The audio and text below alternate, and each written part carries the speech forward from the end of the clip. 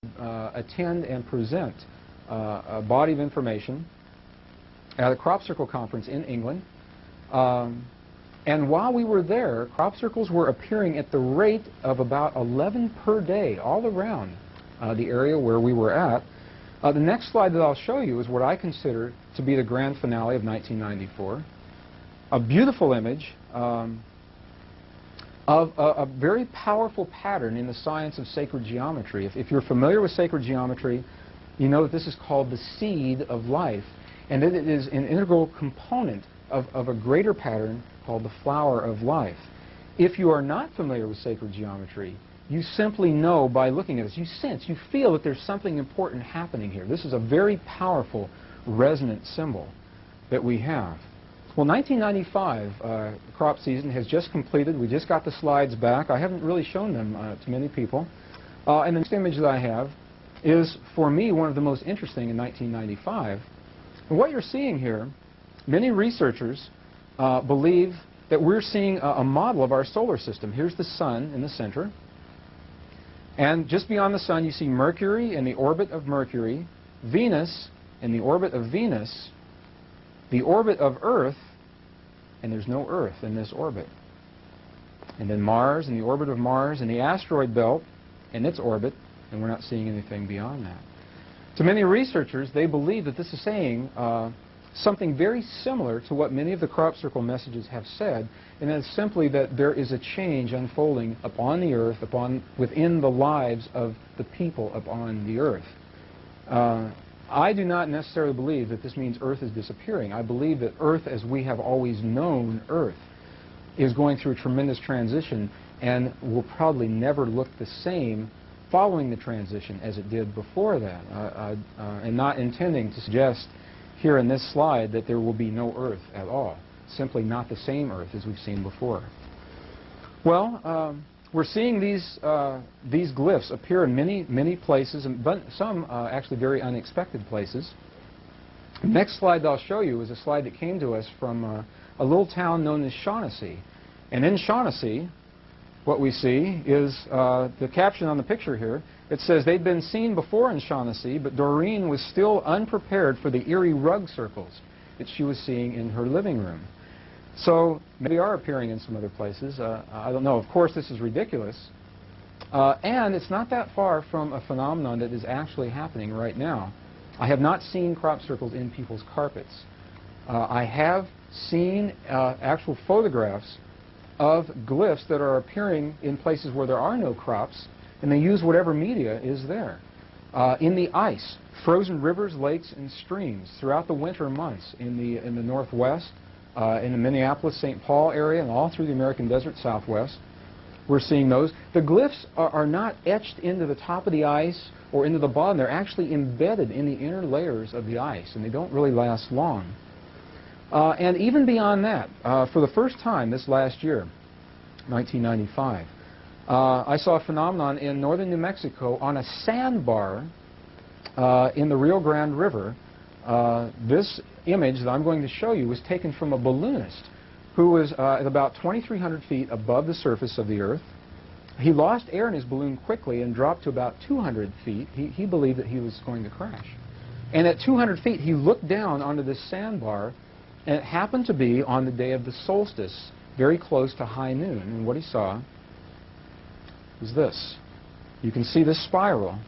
This is a very, very particular, very specific kind of spiral that you will see often in the petroglyphs of the Southwest, in the traditions of the Hopi, the Navajo, many of the other indigenous people of that time. The spiral of time, the spiral of life.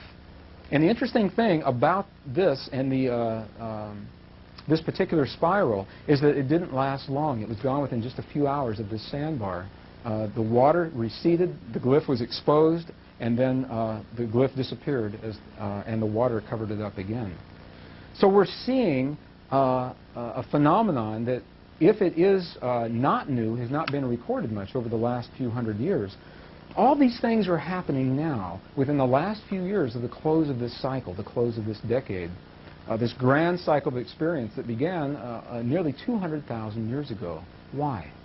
And what does it mean? What does it mean to you and I? There's also these new physics discoveries that keep leaking out, and they always relate to sacred geometry. The idea in this case of the dodecahedron, which is 12 pentagonal faces that kind of looks like a soccer ball if you make it into a sphere.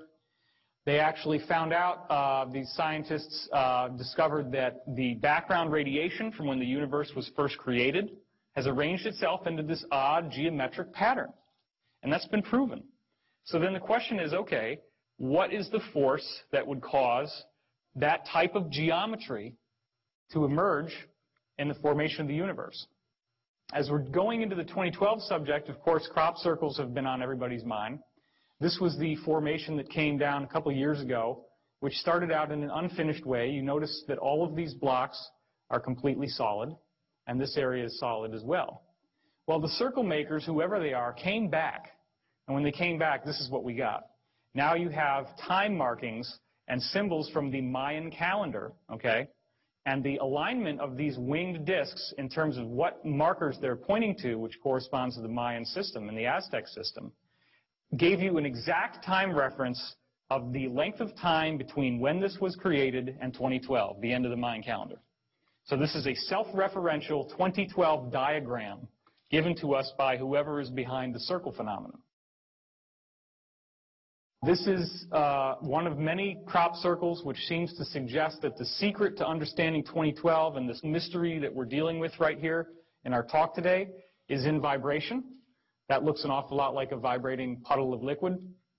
This is what happens when you take vibration to the next step. You get sacred geometry, and I'm going to show you more about that in a second. If you can imagine, this is a sphere and a cube and then another sphere.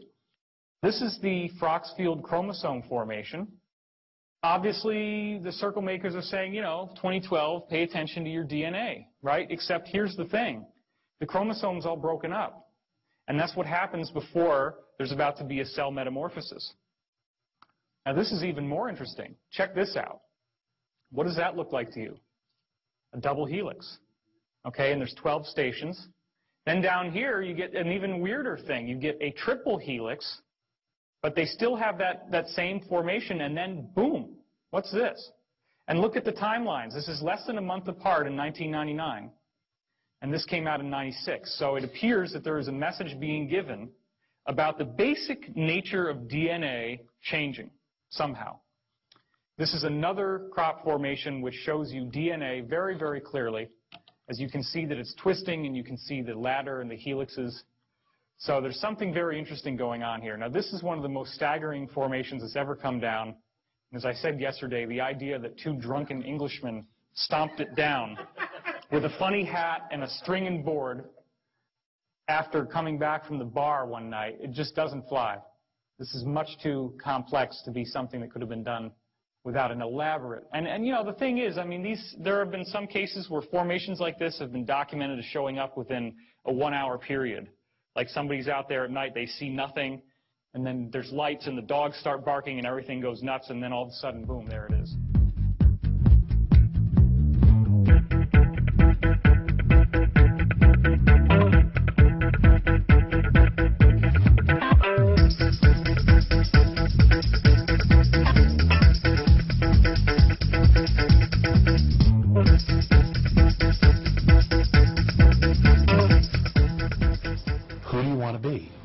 It's not who you were, who do you want to be?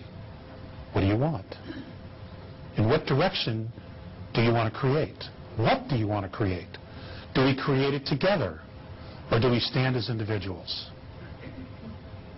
That's really where humanity is. We're going to get all the help in the world, but they are not going to do the work for us. They're just not. They can't. We will never permanently, spiritually evolve third density into fourth and to fifth if they do the work for us. And that literally means not everybody's going to graduate on this planet. Okay? But that's okay. We're all soul. We're all spirit. People start over all the time. Okay? The idea here is